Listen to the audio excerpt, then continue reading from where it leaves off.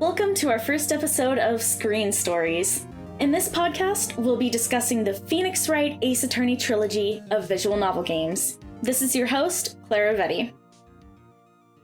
Who doesn't enjoy sitting down to play a video game every now and then? A lot of times, video games are kind of written off as cheap entertainment, but there's a lot more that meets the eye. We're going to be talking about games that often have a deeper meaning, ones that impact their audience in some way through their storytelling and other factors. And what better game to start with than the original Ace Attorney trilogy? Take that! Today, we have Yusuf, Sky, Hakym, and we're going to be sharing our thoughts on this iconic courtroom drama franchise. So hey there, Sky. Hello, how are you? I'm doing all right. I hope you are as well. I am. I'm excited to talk about a wonderful collection of games today. Sure. Do you want to maybe give some background on your experience with games? Yeah, sure thing. I mean, obviously, I've been playing these games for a very long time. I'm a very big fan of text-based adventure games and visual novels. A lot of these games have very gripping mysteries, and those are the kind of movies and TV shows I like too. I'm just a really big fan of that really deep, quirky writing that always has a little something to give you, and there's a lot of visual novel games that I think I have a lot of experience with and just I know the mechanics of, and I'm really happy to discuss this series of games because not only are they just very mechanically sound and really, really interesting in how they've built their mystery, but they're also just really quirky and fun and colorful games that are just so accessible and wonderful. Well, I couldn't have introduced you better myself. I'm really excited to have you here. I'm excited to be here, and I'm happy to just jump right into it. Let's start off by giving our listeners some background on Ace Attorney. This trilogy, developed by Capcom, is made up of Phoenix Wright Ace Attorney Justice for All, and Ace Attorney Trials and Tribulations. The first game was released in 2001 and was originally on the Game Boy Advance, but was later re-released as a trilogy on the 3DS, PS4, Xbox One, Nintendo Switch, and Windows. The first game was surprisingly successful, with Capcom having to prepare 3 additional runs to meet demand, and as of March 2021, the series has sold 8.1 million units worldwide. You said it. So all in all, it seems like it was relatively successful, right? Mm-hmm. Why do you think the games did so well? Oh man, I mean there's so many different facets of these games. I know before 2001, a lot of text-based adventure games were decidedly less interactive, so you would have a lot of games that were just, transcribing something that you would see in a book onto a screen where it's just strictly a novel, right? That's where the term visual novel comes from. Mm-hmm. But some people have taken to calling the Ace Attorney series an adventure game of sorts because you're not just reading the game, you're also it's interactive and you are having to take part in these courtroom battles with these genuinely gripping mysteries that really the interactivity of this novel format was something new for 2001 video games, really. Mm-hmm.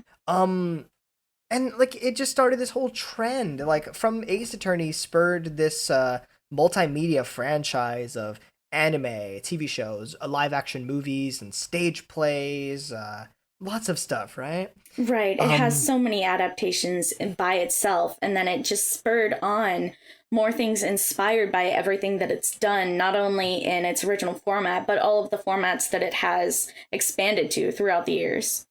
Absolutely. A lot of viewers might have heard of some video game franchises like Danganronpa or Zero Escape, and these are all visual novel games that have a vaguely similar format of investigating the mystery and then doing a courtroom battle to solve it and stuff like that, or just slightly different formats, but it all, I think a lot of people can chalk up the origin of this format to Ace Attorney, and I think that's Right. absolutely wonderful.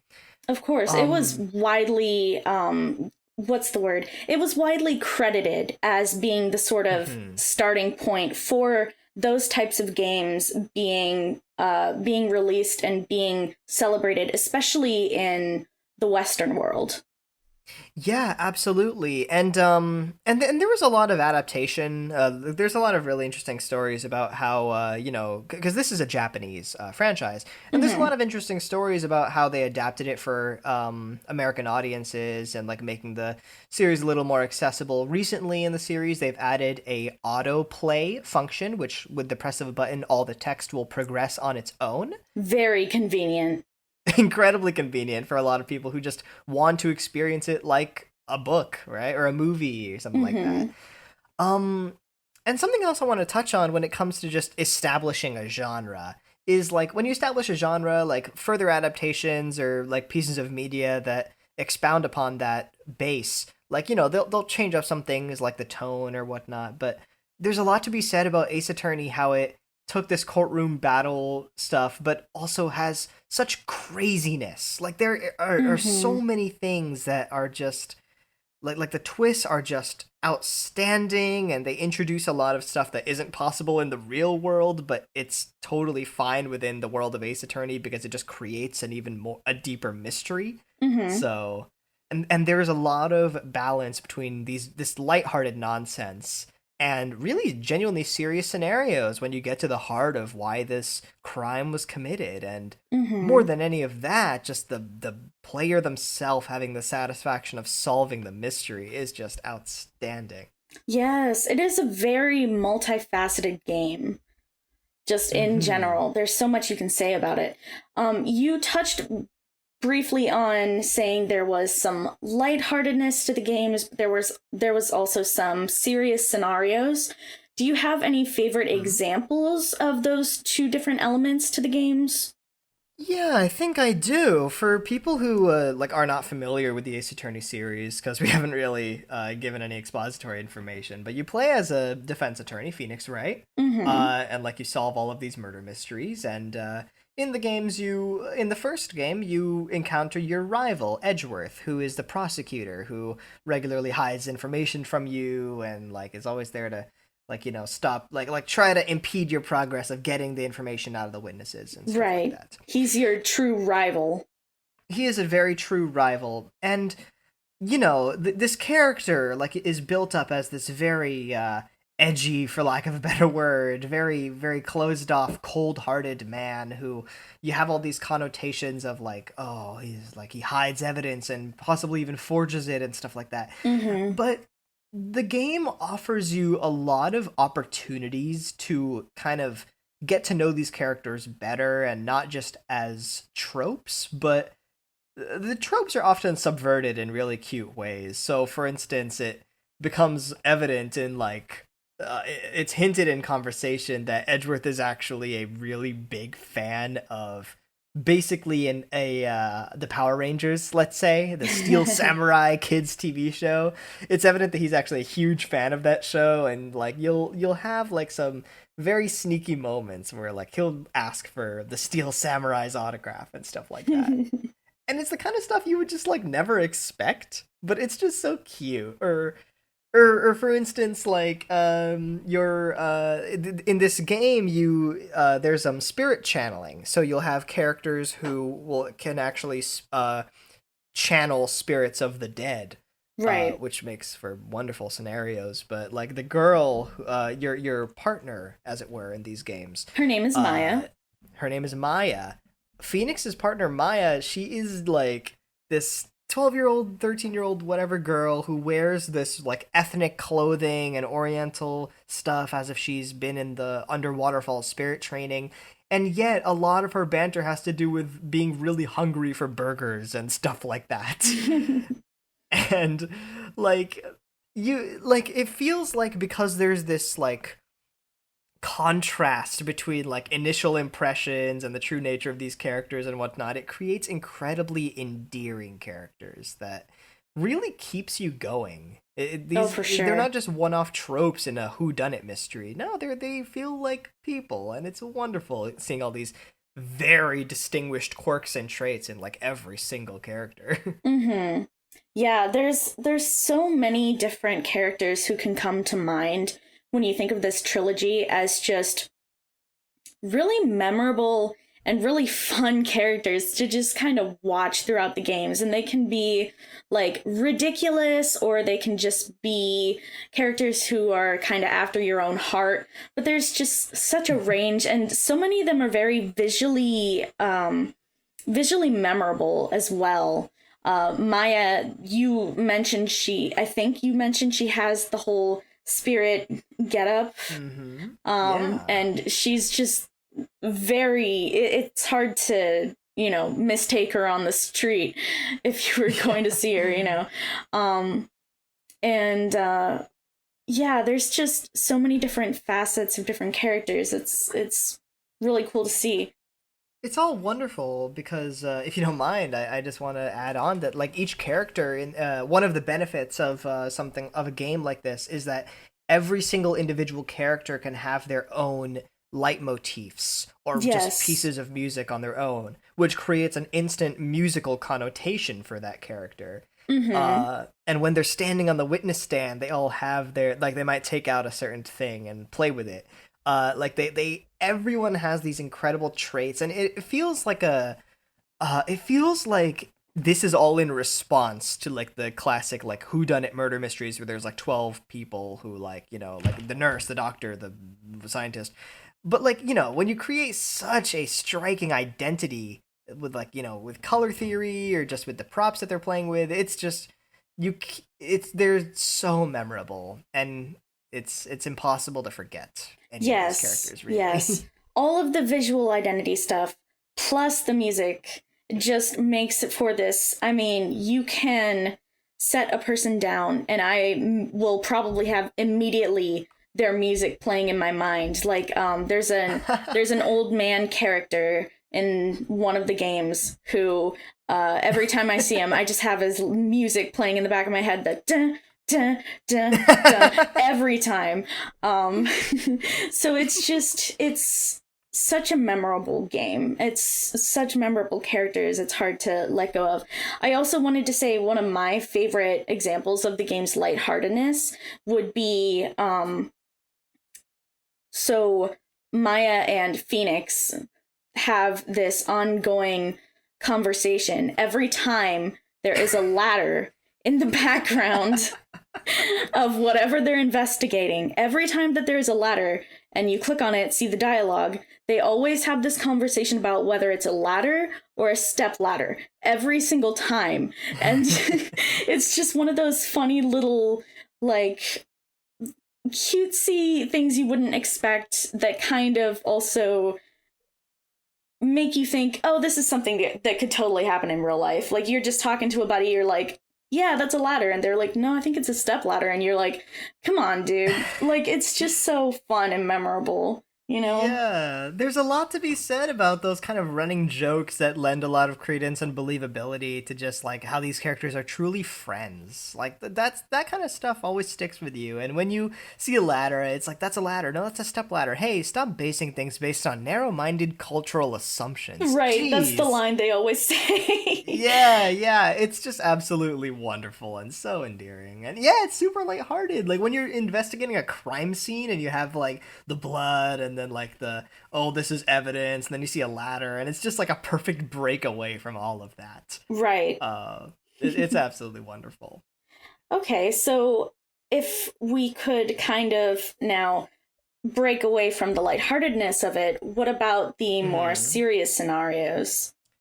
Yeah, well, there's a lot of okay, so obviously these games, part of the reason why they're so well known is because there's a rule to these games and the structure on which they're written, which is ubiquity and being friendly to all ages.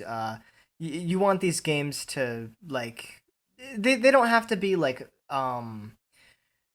important for the time period in which these games took place. Like everyone uses flip phones in 2016 apparently. Like it's not about time period and it's not about the problems that we are facing right now.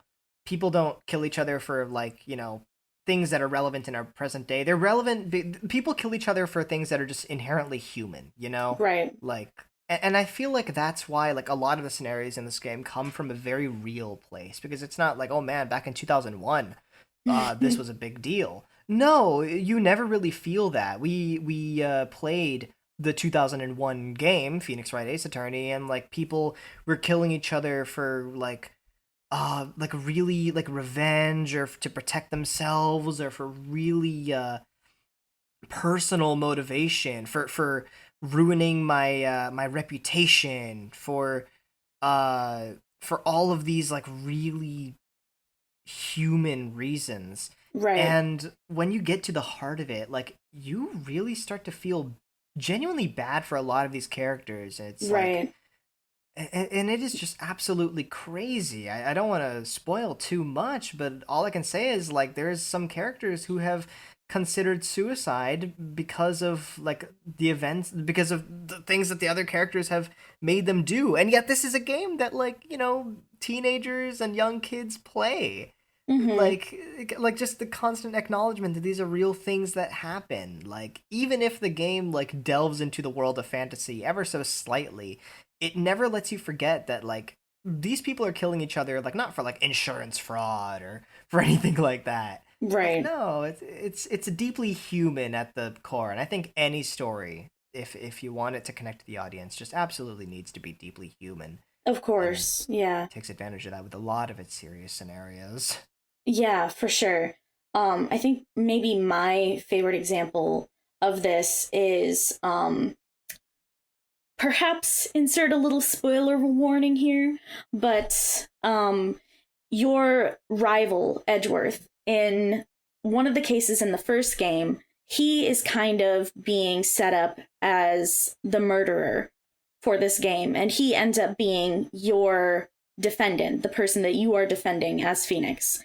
And during this time, the events of everything that are going on kind of trigger this memory he has had as a child and brings back all of his trauma and memories of when his father was killed sort of in front of him. And there are a lot of external factors that have confused him about the events that happened that day. Not to mention he was a child, and like I said, it was traumatic. But because of all of this stuff, he himself actually questions if he was the one who sort of inadvertently caused his father's death. And that is such a compelling thing to feel from him. Like he himself is kind of at a loss of what to do. He doesn't know, should I like say something, because I think maybe I actually might have killed my father. um and all of these events, you just feel for him so much.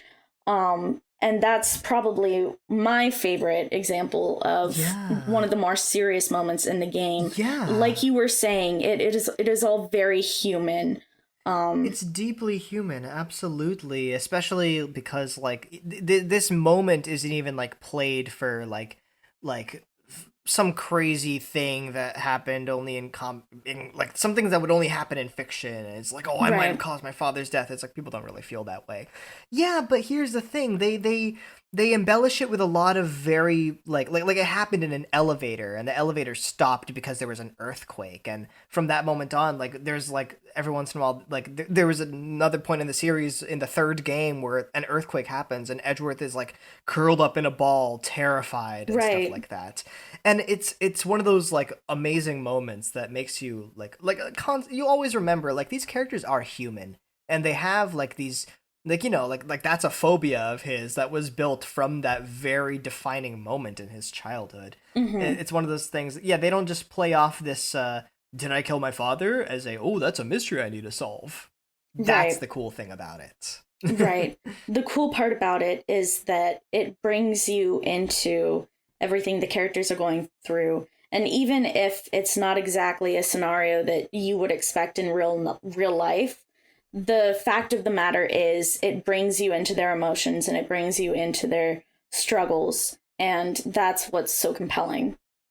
Absolutely. It absolutely is very compelling. And if I may add on one other thing, part of the reason why that's so compelling is because this game does something not a lot of mystery stories do. Usually you follow like the one detective who investigates a bunch of different like characters. It's like, who done it? You did it. And then we go on to the next mystery with a whole ensemble of new characters. But the benefit of the structure of the Ace Attorney games is that you have a static cast that stays with you. In the first game, you have Phoenix and Maya and Edgeworth and the detective and other characters that stick with you as you progress through these different through these different new characters for each murder. And because you stick with the same characters but see them in different environments investigating new cases, it allows you to see different sides of the same characters and gives them the chance to evolve in a way that you wouldn't normally see from a typical murder mystery where every character only has relevance to this one mystery. And after we're done with it, it's like, okay, no, we're moving on. But no, the prosecutor, the detective, Maya, they all stick with you throughout the whole game in all these different environments. So you can see all these different sides of them. And it's absolutely just wonderful because it allows for that moment where first we can see Edgeworth as just a really cold-hearted guy. But once we investigate a murder that is very close to Edgeworth, like all of a sudden we're given the opportunity to get close to him. And it's just one of those really wonderful techniques in video game story writing that I just love. Right, right. And one of the great things about Ace Attorney as well, you said the characters, they keep coming back. Well, that's also true with the elements of the cases themselves. So there will be cases towards the beginning of the game that kind of hint at or even directly involve people or incidents or just case files that will later go on and be the center focus of the final trial. That was one of the things that was the most satisfying about Ace Attorney, was it wasn't just these few isolated incidents. And even just with characters continuing on, it could have felt very isolated with each incident being completely on its own. But the fact that all of these things came together at the end and just set up this whole, I don't know what to call it, this whole cohesive story. Cohesive story. Yeah, this whole cohesive ending, this whole cohesive trial where you're now putting together all the little parts that didn't add up and you're giving resolution to what didn't get resolution at first in the first few trials. Yeah. And that was so immensely satisfying to play through. Yeah. And I can't really think of any mystery stories or movies or games or franchises back before 2001 that would do something as ambitious as that. So, right. Yeah, I think Ace Attorney can be chalked up as one of the founding franchises that established that norm, and it is so very satisfying to see it through to the end. Absolutely. Of course, you are definitely right there. Okay, and on that note, guys, we will be right back with more screen stories after this quick break. By the way, Maya, she's like 17. That's awesome. You said she was 12. I don't know, she looks 12, Pearl looks 4, I don't care. Alright. It's okay. Moving on, I want to start getting into the meat of these games. Sky here is an aficionado for all things story writing. So, Sky, as a text-based game specifically, what value do you think the Ace Attorney trilogy has to offer to the audience? And what methods does it use to get its value or its message across? So, the story writer for this game, the scenario writer, shoots Hakym, he talks about how a mystery is like a riddle, and it can be divided into either like a suspense kind of mystery where like the reader is pulled along the story by the interest they feel in that central riddle, or you have just like a genuine mystery where the logical process of actually solving the riddle becomes the main thrust of the story. And that's where the Ace Attorney games belong. That is their wheelhouse. There's a lot of there's a lot of like central components that make the core of a mystery. You have just the wanting to build a promise that there will be a surprise by the end, and like reading to the end you'll have this unexpected revelation. you want to build a promise that there will be a like, I see kind of moment from like all the gathered clues coming together. Mm-hmm. Building those promises are really important, and these games definitely do that through just like very interesting like ways of discovering bodies. Like for instance, Maya and this doctor will go into a locked room to do a spirit channeling, and then all of a sudden you hear gunshots inside that room. You walk inside the room and the doctor is dead, and Maya like has blood all over her clothes, and it's like, oh, I did it. Mm-hmm. And that creates an incredibly interesting scenario from which you have to kind of break down, okay, this is a locked room mystery, but Mm-hmm. like, how do we explain all of those other things? Um so the games have this really interesting structure. So you have the overarching mystery, which is that would be the expository information, the case itself. And then you have like a smaller mystery, like, oh, the suspect claims to be like innocent. So through presenting evidence and solving contradictions, we solve that smaller mystery, and that leads to a new development, which leads to another smaller mystery. That loop right there, smaller mystery, solving it, which leads to a new development, which leads to another smaller mystery, it's really effective because it leads to the player believing they solve the mystery through their own ability. And it Right. is just, that is really, really cool. And not only that, but also like the investigations, you're not just an attorney in court, you also like go on the scene and actually gather evidence. And there's a lot of investigation that you have to do, going to all the different scenes and talking to all the different people during their day-to-day lives. And it's just one of those things that, like the game can really easily build a promise that that's like you're going to have really good payoff, because it feels like you as the player are gathering all the clues and really making something out of all the clues, and it's very effective. Absolutely. Yeah. Now, I do want to also address the fact that the game has been criticized before for not giving enough direction at times, so that the players may feel lost when making choices. For example, during presenting evidence to say this is what contradicts this, sometimes that can make players feel lost. Do you think that these are only incidents here and there in the games, or is there a structural issue that the games could have addressed to avoid that? In the first game, I think it is a very clear structural issue. Even Okay. when you go around in investigations, it's very abstract. The game doesn't quite tell you where exactly you have to go, because a lot of the time it's like, why would I think of ever going there? There's a period of time where you need to get information out of somebody, and it turns out that somebody in the third case of the first game is a lover of card collecting. So by Mm-hmm. presenting her a rare card, she will like, oh, I'll give you this in return. And it's one of those things where like you don't really have much of a way of knowing that, or even knowing where she is to begin with. Right. um in the first game, I would say it is a problem. And then the second and third game not only give you presenting evidence as options, but also just presenting like the names of people as Mm-hmm. options. And like it's just one of those things where it's like, oh, should I present the person, or should I present this picture of the person doing this specific thing? Like, so Right.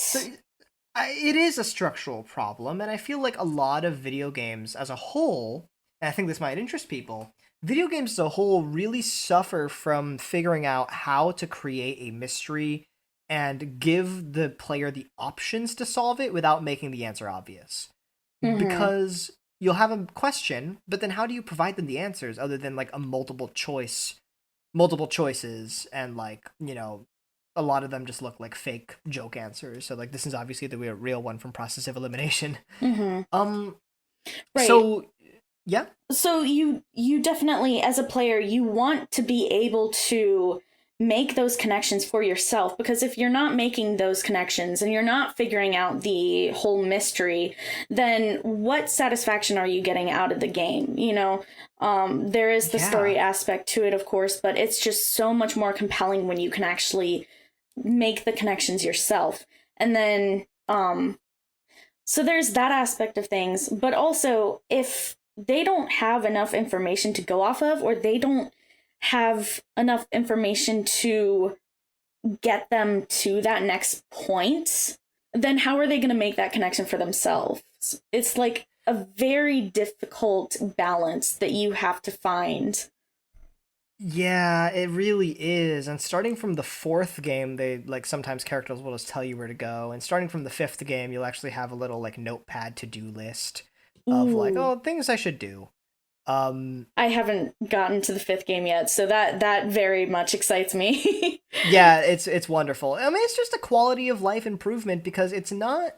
It is a structural issue in the first three games that was mended, and it's good because it still doesn't take away from the adventurous feeling of investigating and gathering evidence. It's Right. no fun wandering aimlessly. Yeah, it's not, I mean, speaking for myself, of course, but for me, it's not a deal breaker. It's just a few things that make playing the game a little difficult at times. And it does sound like they have figured out what to do with those issues, and that's really exciting.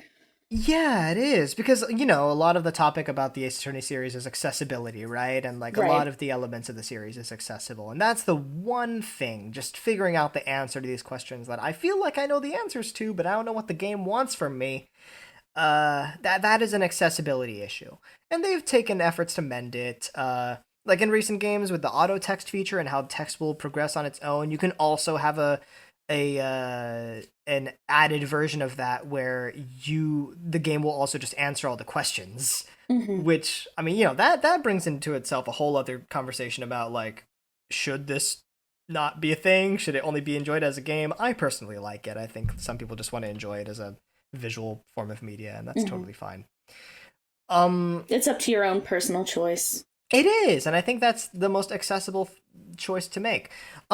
But also like there's like in when you're cross-examining a witness, it's not like multiple choices. So they'll like say five sentences, and you'll need to find one of like around like an average of 10 pieces of evidence that contradict one of those on average of five sentences, which leads up to an average of like 50 possible options, like every single cross-examination session. So you can't really just like, just present random things on random statements or you'll lose all your credibility in the court and it's game over. Right. So Ace Attorney devised a very smart way of like, making sure that the player like knows like what's going on and like, it doesn't feel like they're creating a scenario where like it's just totally aimless and you're never going to know what you're doing and you just need to let the game sort out for itself. Like no, like they give you all the evidence and it's just like okay, which look sort through these statements and they they've been getting very good at creating these really really good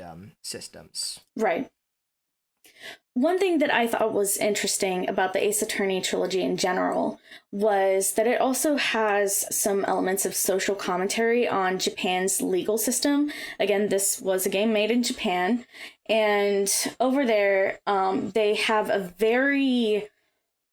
very strict or a very prevalent mindset of guilty until proven innocent, which is very different from here.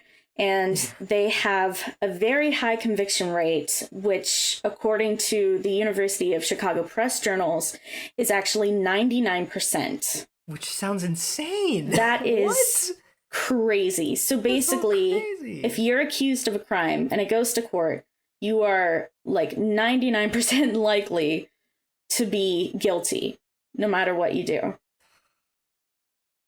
That is absolutely crazy. I cannot believe that.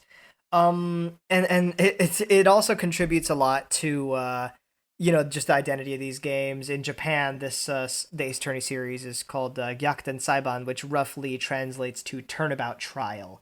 Uh It's huh. this general narrative theme of starting from the bottom and really turning things around to getting on top. And that's a a scenario where 99% of all criminals are or 99% of all people are going to be convicted guilty. Like that's a pretty good scenario to put Phoenix right to try and make turnabouts happen. Oh, of course. Yeah, because that is such an underdog. That's such an underdog story, you know? I know, yeah, absolutely. Now, would you say that the social commentary in this game is in itself an underlying theme of the series? Or is there some other point being made through use of the social commentary? Yeah, I mean, like, and that's a really good question. The whole Japanese legal system is an underlying theme that does contribute to the game's identity. Hmm. But you know, there will be some cases that actually teach you a little bit of law. In the third game, there's a case that involves the double jeopardy rule, where someone can't be convicted twice of the same crime, Hmm. and that plays a pretty big part in the mystery. Hmm. But I wouldn't say the whole law aspect is a huge part of the series. Like, no one really plays Ace Attorney to get to know anything about law. Because, you know, there's spirit mediums, and you have coffee chucking, you have prosecutors who chuck cups of coffee at the defense attorney. A lot of Ace Attorney is about just abandoning reality, and this is never a bad thing either, because, like, um, Especially in video games, you can sort of take that opportunity to explore things that you may not have the chance to in reality, or just even in um, normal kind of media like TV or books. It just gives you this extra chance to explore stuff you may not get to otherwise. Yeah, absolutely. And like, you know, none of this like craziness, like none of the really crazy things that happen in these games take away from just the process of solving the riddle, because as long as there's rules by which the author of these games and the reader of these games can adhere to, a genuine mystery can be established. So like, you know, Maya can channel spirits, and it's like, oh, it's not a fair mystery once you introduce something like spirit channeling, but there's rules to it. Like, she needs to know the name of the person and the person's face in order to channel them and stuff like that. And while she's channeling a spirit, like, Maya's unconscious and the spirit takes place and stuff like that.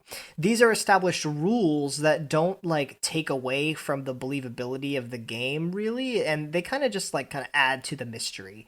And doesn't it does the exact opposite. It doesn't just take away from this whole legal world of uh mystery solving. It just kind of adds new rules you have to factor in, and it just creates a very engaging experience overall. So I think that is the priority that they're aiming for, and not trying to teach anyone law. Right, that's very interesting. Yeah, Hmm. I just have to wonder, I mean, if it inspired anyone in Japan to kind of get out there and look into law, even if it's not the main point. It's just something I wonder about sometimes. Yeah, absolutely. And the other way around has happened a lot of times, where lawyers pick up the Ace Attorney games just to Right. see what if their life had a little more spark in them or something like that. Right. And those are always so fun to watch. But Yeah. yeah, it's a very, very interesting game. It has so much that you can take away from it. It really is. It absolutely is. And with all the genuine mystery and the whodunit nature of it and all the quirky characters, like this series is just a must recommend for anyone just of who, you know, has like, you know, any home console or a computer or anything like that. It is just a must recommend. Oh yes, 100%. All right, well, I believe that is about all the time we have. Sky, is there anything else that you wanted to present about this game just as a final little takeaway?